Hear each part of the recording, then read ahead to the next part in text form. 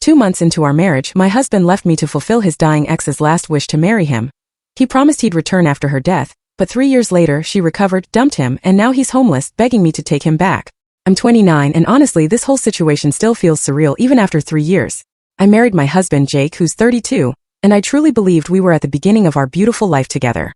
We'd been a couple for 4 years, lived together for 2, and I genuinely thought he was my soulmate. The wedding was absolutely perfect, our honeymoon was incredible, and for those first 2 months of marriage, I was happier than I'd ever been. Then Sarah entered the picture. Sarah, 31, was Jake's ex-girlfriend from college.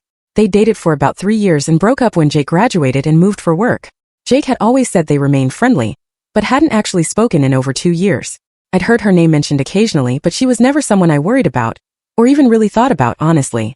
2 months after our wedding, Jake came home from work looking like he'd seen a ghost. He sat me down and told me he'd gotten a call from Sarah's sister. Sarah had been diagnosed with stage 4 pancreatic cancer, and had maybe 6 months to live. She was asking for Jake to visit her because she had something important to tell him. My heart just sank. Cancer is awful, and the thought of someone our age facing that was truly heartbreaking. I immediately told Jake, "Of course you should go see her. Maybe take some flowers, show you care." I figured it would be a closure thing, or maybe she wanted to apologize for how their relationship ended. I was completely unprepared for what came next. Jake went to see her that weekend. When he came back, he could barely look me in the eye.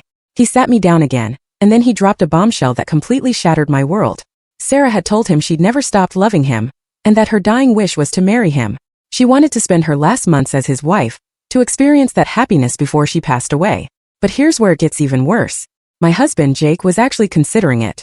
He said Sarah had made some incredibly compelling arguments about how short life is, and how he owed it to her to grant this final wish. He said she'd reminded him of all the good times they'd shared, and how much they'd meant to each other.